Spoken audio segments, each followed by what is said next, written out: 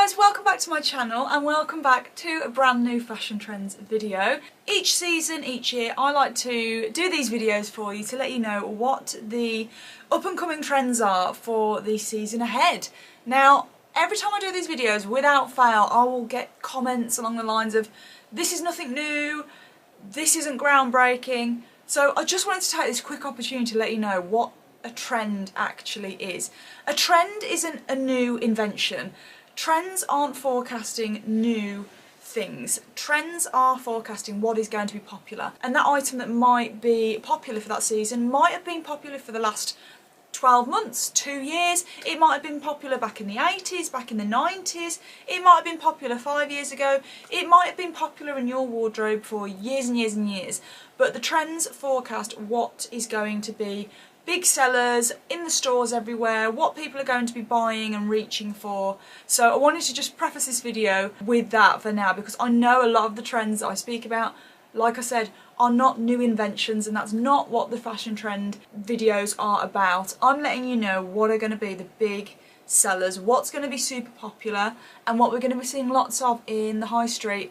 I always get my research from the fashion runways, so spring summer 25 was actually runwayed back pre-Christmas, so I was making my notes, watching the runway, so I'm going to show you my sort of interpretation of what I believe will be popular. And I really enjoy doing these videos because I love making notes about what's going to be popular and then seeing them actually start to come into fruition before I've even filmed the video. So a couple of the things I'm going to speak about you definitely will have already seen into the shops. So without further ado, let me tell you about the top 10 spring summer fashion trends for 2025. Starting with one of my favourites, which is double denim. Now, I know we've been seeing double denim around for the last 12 months especially.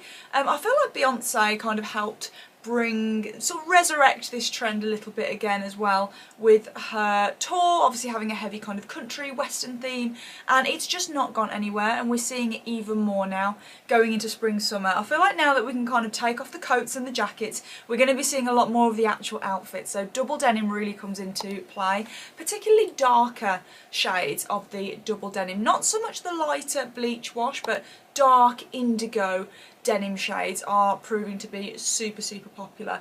And you'll see as the video goes on other trends that they all kind of interlink with each other. So I'm a big fan of a Canadian tuxedo. I love a double denim moment, so this one is a big tick for me. I feel like as we go into more of the warmer months, this one might dwindle out a little bit because naturally people are more drawn to lighter fabrics. However, from winter to spring, this is like music to my ears. I just love a double denim moment. Particularly we're going to be seeing a lot of denim shirts, and for me I really like the kind of thrown in western vibe of this, wearing a western shirt with maybe a silk scarf or some tassels on the shirt. We're seeing a lot of variation of this, but I've already seen this trickling into the stores. I saw a gorgeous denim shirt in And Other Stories the other day and I was very tempted. But yeah, double denim is definitely going to be up there this year. And number 2, we have silk scarves. Again, definitely seeing this creeping in, I feel like, over the winter time, and the silk scarf is not going anywhere. We're not just talking about the classic way to wear it around your neck, which by the way I love, and whatever your preference is, whether you prefer it to wear it as more of a bandana style, so more of a nod to kind of American, western, sort of country vibe, or more of a classic British style with the necktie, it's totally up to you. But we've also been seeing silk scarves worn in the hair, around the waist, even as a belt. I'm not mad about that. I kind of like the boho chic vibe of a silk scarf around the waist, but definitely I feel like as we approach festival season we'll be seeing a lot of silk scarves, I think, in the hair, wrapped around the head as a proper sort of head scarf, and I kind of like this. I love any accessories when it comes to trends. I love an extra way to inject a bit of personality. Me personally, I'm more of a neutral dresser, but I do really enjoy a pop of colour through my accessories. I feel like it's a great way to add some personality, so silk scarves are really going to hit the mainstream big time this year. And even if you weren't a silk scarf wearer before, I have a sneaky feeling that lots of you will be jumping on this trend and trying this out, because I've already been seeing so many more people donning a silk scarf. And yeah, to be fair, this wouldn't have been a bit of me in the beginning, but I feel like with trends, like a lot of things, once you see people wearing trends and actually their own interpretation, their own way of styling them, it then opens your eyes and gives you that inspiration, doesn't it, to actually try these trends yourself. So yeah, I'm not mad about the silk scarf trend, and yeah, I think this is going to be a really big one this year. Okay, we've got to talk colours, and one of the biggest colours for this year, I'm going to sneak an extra little trend in here, but one of the biggest colours for this year is buttermilk yellow.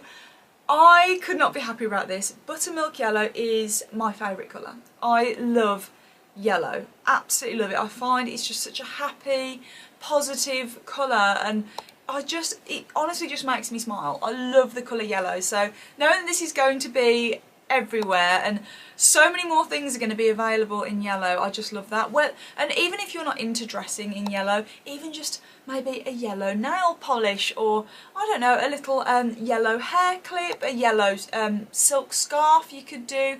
I feel like it's a really easy colour to inject into your wardrobe, especially if, like me, you do like a neutral wardrobe, because buttermilk yellow is so sort of soft and subtle that it's almost a neutral itself, and it pairs so well with neutral colours. I personally really love how yellow pairs with grey. I also love a yellow and navy moment. Yellow and brown obviously look really lovely together, and yellow and beige. It's a very, very easy colour to weave into your wardrobe, so I really like this, and I love the fact that so many people will be able to enjoy this. And even, like I said, even if you're not into wearing a full yellow suit, it's very easy just to add in a pop of a yellow accessory here and there. However, my little extra that I need to add in, I don't want this whole video to be around what colours are going to be trending, 'cause it's a little bit vague, but I do want to just add this one in. I know I already spoke about this at the beginning of the year in my 2025 fashion forecast video, but I've got to give another mention because it is still really going to be super popular, and I know if I don't mention it, people will mention it in my comments, so just to prove I've not forgotten, it's powder pink. I won't dwell on it too much because we all know powder pink. Light, subtle, cute, not as bright kind of Barbie core. Definitely more powdery, pastel pink, and I know not groundbreaking for the spring, but it's another really happy, cute, girly colour, and I'm here for it. I really, really enjoy a pink moment. Not as much as yellow. Yellow still has my heart, but powder pink is definitely going to be around, and again, I've already been seeing it, and for me, I feel like the easiest way to incorporate this into your wardrobe is to add in a capsule wardrobe piece but in a pop of pink. So whether you are someone that's drawn to wearing a lot of knitwear, maybe now's the time for a baby pink knitted jumper or a knitted t-shirt, or maybe you are someone that has to wear a lot of shirts, or you love a linen shirt in the summer, maybe pick one up in a powder pink colour, and it just, again, it pairs so well with so many neutrals that it's so easy to wear. Again, I love powder pink with grey, I love it with brown, I love it with white as well. It's very just light and versatile and easy to wear, and for me that's what I love in a colour, because, you know, I do like to mix it up a bit from just the boring old neutrals sometimes. So yeah, pink and yellow, expect to see a lot of them on the high street. Okay, for the next one, as always with these videos, I always have to include a trend that is really not a bit of me, but who knows, maybe I'll be sat here in 12 months time eating my words when I have a wardrobe full of them. I don't think that's going to happen, but we'll see. It is the revival of the peep toe shoe. Now, as I said, not for me. I personally can't see the appeal of squashing your feet into a pointed shoe and then just revealing probably the most unflattering part of your foot, or all of your toes crammed in at the end. I really don't like it. It's not for me. Maybe it's because I just don't like my own feet. I don't know. But if you are a foot lover, then you'll probably love this one. But for me, a peep toe shoe is just not it. I'd much rather just have a classic court shoe or a pointed toe shoe. So it's probably not going to be one for me. However, I have already been seeing a lot of the kind of really cool fashion girlies just absolutely pulling this off and making me more tempted to try it, but I just know day to day I am not reaching for a peep toe shoe, and we've been seeing them not only in heels but peep toe flat shoes as well, which I've got to say I really don't like. I really don't like them, but hey ho, that's what is going to be trending, so I guess I'm just going to have to get used to it, but yeah, probably not one for me in that case. Okay, next up, and this was a little bit of a random one, but they were everywhere on the runways, and that is the classic tank top. Now, I know the tank top has probably been a very clear basic staple in everybody's wardrobes up to this point. However, it can't be ignored that they were everywhere on the runways. I feel like a classic tank top kind of makes the base of a lot of really simple but staple looks in our wardrobe. However, on the runways it was very much the case where the tank top was the outfit, and you know, not just the classic sort of white tank top. The kind of classic U shape of the tank was seen in all colours, all shapes, with embellishments and paired with different things, but it was a very clear silhouette. There were so many tank tops, so I feel like it sounds like a weird one, but they're definitely going to be having not even a resurgence, because they've always kind of just been around as a classic staple, but definitely I think people are going to be leaning more into them this spring summer. I feel like over the last 12 months we've perhaps seen more of a lean into higher necklines with a more sort of conservative dressing, so I don't know if this is kind of going a little bit not rebellious against it, but I feel like it's almost, you know, we've had a lot of high necks, so the runways are now going for a different sort of silhouette. I mean, I don't know how you can't really dislike a tank top, can you? Whether you wear it on its own or just underneath things, everyone needs a tank top in their wardrobe. So yeah, this might seem like a random one, but like I said, they're everywhere, and this might seem like a random one, but they are predicting a huge increase in the sales of tank tops this year. I also think with the popularity of athleisure wear as well coming back in this year, that it kind of goes hand in hand with that maybe as well. Okay, another trend for this year, and this one is probably not going to tickle my fancy, but I have to talk about it, and that is wearing skirts over trousers. They're actually referring to them as scants or scousers.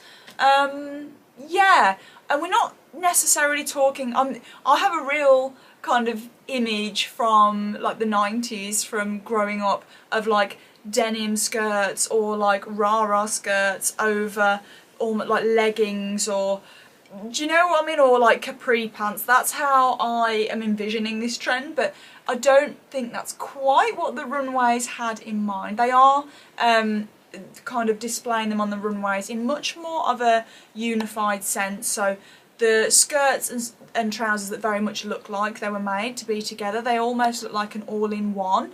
And to be honest, we're seeing not just, you know, skirts over trousers, we're seeing them like asymmetric, so an asymmetric skirt over, we've also been seeing one-legged trousers and normal trousers. It's a very runway concept, I would say, and one that perhaps will it will trickle into the mainstream, I feel, but I feel like it's definitely going to be more of a statement piece, maybe for more of a cool Instagram look, a Pinterest look.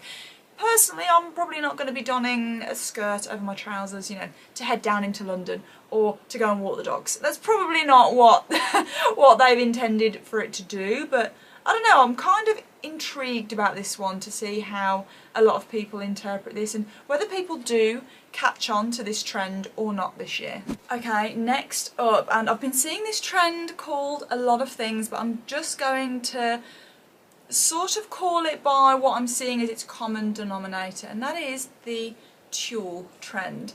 And what we've been seeing on the runways is a lot of these sort of whimsical, romantic looks with lots of light layers and romantic, feminine, girly silhouettes, very light and floaty, and it's definitely going to be a huge key trend for this season. We have also been seeing this paired with another trend I'm going to speak about, some sort of masculine tailoring for a bit of juxtaposition, which I love, but tulle in itself is definitely going to be a huge trend. We've been seeing it in blouses, in dresses, and it's almost a little bit boho-ish as well. I feel like it definitely leans into a trend that was big a couple of years ago. Who remembers when it was all about the ballet core? So again, tulle was very popular again, and then when we started to see the resurgence of ballet flats, I feel like with the ballet flats becoming a sort of staple, that tulle has just kind of followed it in that sense. For me, in terms of making this trend work for every day, if you are someone like me who perhaps you don't dress overly feminine or girly all of the time, I feel like it's really fun to pair these trends, as I mentioned, with something more grounding and sportier and masculine to add a bit of edge and a bit of interest. So whether you want to pair a kind of floaty, romantic dress with a tailored jacket and kind of, you know, cinch it in at the waist, or maybe you want to grunge it down and wear with some trainers, I think it's a really fun way to add a bit more of a sort of fashion edge to this trend. However, if you are more of a kind of romantic and more feminine dresser, then you will absolutely love this one.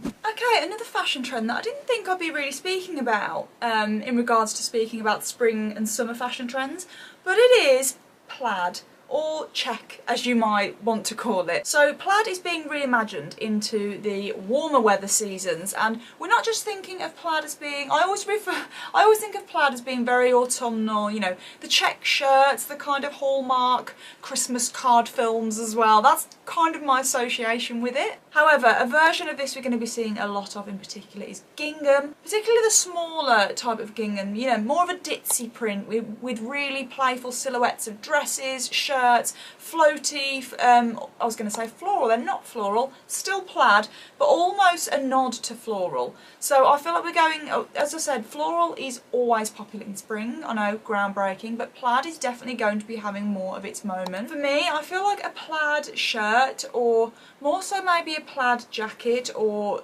coat, is really classic, but with the spring-summer introduction of it, I'm not sure how much I'm going to be perhaps leaning into this. Maybe a linen shirt in a very faint plaid pattern I could probably jump on board with. However, around that, I'm not sure how I'm going to be incorporating this one this year. Okay, next up, another one which is music to my ears as someone that loves this type of thing, and that is the masculine power suit. But we are seeing it with a feminine edge this year. Now, I know blazers and suiting and tailoring has very much been, I'd say, on trend for the last few years now. However, it's definitely having a huge increase in popularity this year. We're seeing a lot more of three-piece suits, so blazers, trousers, waistcoats, just as much as we're seeing the more classic blazer and trouser combo. We're seeing a lot of cinched in waists and more fitted tailoring, so a lot of long line waistcoats with, you know, a really gorgeous fitted waist. I'm obsessed with waistcoats, so this is music to my ears, but we are definitely seeing them layered in more of a three-piece suit kind of vibe. And I feel like as we move more into the warmer months, we'll be seeing perhaps more linen offerings of suits, so perhaps in trending colours. So I'm partial to a linen buttermilk yellow suit. I think that would be gorgeous. I'm already imagining some long shorts with a matching waistcoat and a linen blazer. I think that will just look so gorgeous. So yeah, I'm really loving this. It's also a really fun thing to pair with the more girly and feminine trends if, like me, you do feel that you want to balance out your outfits a little bit. As well as the suits, a little bonus trend, we're seeing a lot of these oversized, almost, I've seen a lot of people referring to them as doctor bags, because they literally do look like old school sort of doctor medical bags. The sort of bag you can fit everything in the kitchen sink into, and we're seeing a lot of the runway style, you know, sort of the big bags under the arms, the really cool masculine power suits, and these are also trickling in and kind of going hand in hand with the power suit trend. So I love this. I love a big bag. I love anything practical. If the trends tell me to buy the micro tiny bags again, I will not be happy. So big, huge bags are a definite win for me. I love a huge oversized bag. And the final trend, which I definitely touched on at the beginning of the year, that is embellishments and adornments. And it's very much leaning into the more is more trend. And I spoke about this last year with the kind of bag charms becoming really popular again, but it's not just bag charms. We are honestly seeing everything. We're seeing crystals, sequins, feathers, we're seeing them attached to accessories, to bags, to shoes, to jackets, to tops. The possibilities are endless, and although this isn't one for me, personally I'm not a more is more kind of dresser. However, I do really enjoy seeing how other people interpret this, and I can really appreciate an outfit on someone, even if it's not to my cup of tea.